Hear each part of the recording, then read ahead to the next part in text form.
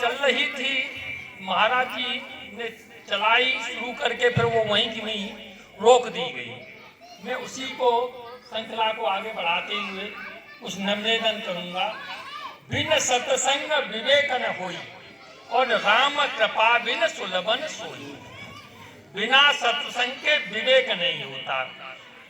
जब तक विवेक नहीं होगा तब तक वैराग्य नहीं होगा, और वैराग्य नहीं है तो विवेक, वैराग्य और सठ संपत्ति।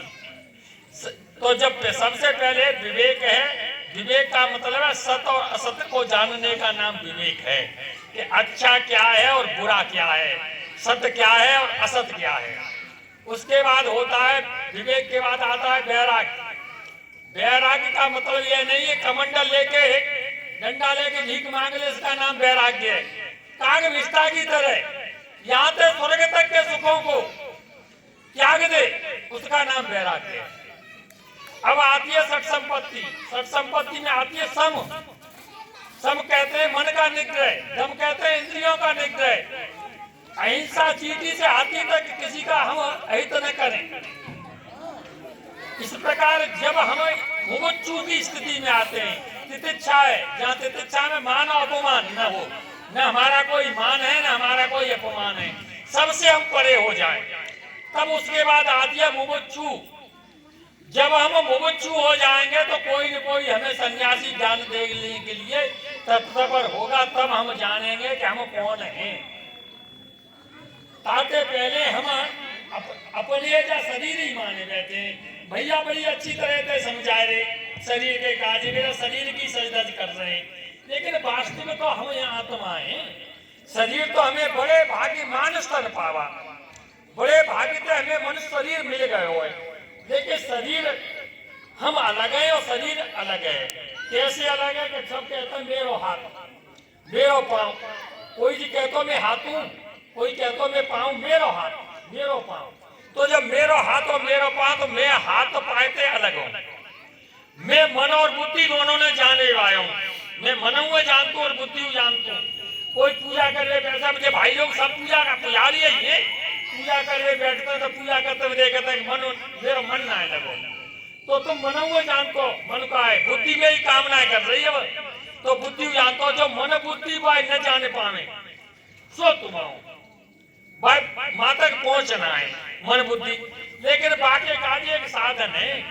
थोड़ी देर पहले भैया ने एक थोड़ा सा विचार करो कि अंतःकरण, आंख में लगो काजल, आंख के अति नजदीक है, आंख के अति नजदीक है, लेकिन आंखें भाई देख ना पावे। भाई देखने के काजे एक शीशा की जरूरत है। तो जैसे आंख पे लगे हुए काजल है, देखने के काजे एक शीशा की जरूरत है, ऐसे ही हमारा जो अंतःकरण है, जहाँ में मल विक्षेप आवरण भर रहा है, जहाँ साफ है वे की बहुत जरूरत है। और मल विक्षेप आवरण कब? जब हमारा मन जिदे के जो गुरु ने हमें जो शब्द दो है मंत्र, वह मंत्र को हम उच्चारण करें, उच्चारण करके जब देखे कि हमें अप में गलती दिख उठे, दूसरे में गलती न देख के अप ही गलती दिख उठे, तब ये माने कि हमारा मन अब स्थिर है रो है और हमें का जो सुधार है रो है। सबन में भैया माँ उंगली कर रहे हैं हम एक, लेकिन जो तीन उंगली हमारे माँ इशारा कर रही है कि अप ही गंदगी देखें, हम दूसरे की ज्यादा देखते हैं, अप ही ना देखते। जब हम जाप करेंगे और अटूट जाप करेंगे, मन ऐसा रामायण सब जो लोग पढ़ते हैं सुनते हैं, रामायण में एक बड़ी अच्छी तरह आई है, सबरी कोई पढ़ी लिखी ना है, लेकिन सबरी पढ़ी न लिखी न है वे के काजे भगवान माँ गए तो एक नवदा भक्ति बताई।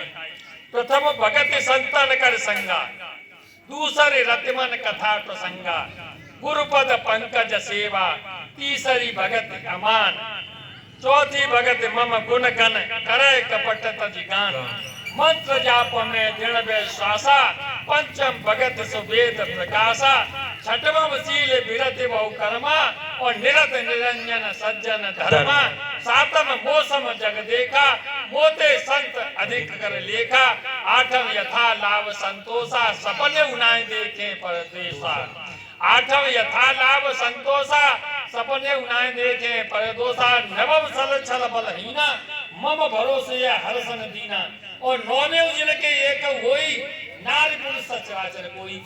तो जब हम प्रथम संतन की संगति करें, अच्छे लोगों की संगति में बैठे, सत्संग को महत्व यह है कि सज्जन पुरुषों का संग ही सत्संग है। रामायण में एक और स्थिति आई है, तो ज्ञानी जात जिन्हें समझे, जो ज्ञानी पुरुष बैठे हुए जिन्हें समझे कि वो सत्संग की व्याख्या उन्हें सज्जन पुरुषों को संग कही। एक रामायण में चौपाई कह रही है, तात स्वर्ग कुंवर सुख धरिए तुलाए एक अंग, तूलन ताय सकल मिली जो सुख लब सत्संग। एक छड़ते वो हल्को लब होतो है, लब मात्र को सत्संग है जाए, आत्मा और परमात्मा को मिले नहीं जाए, ताको नाम सत्संग लिया हुआ है। लेकिन हम दुष्ट पुरुषन के संग न रह के अच्छे पुरुषन के संग रहे, अपनों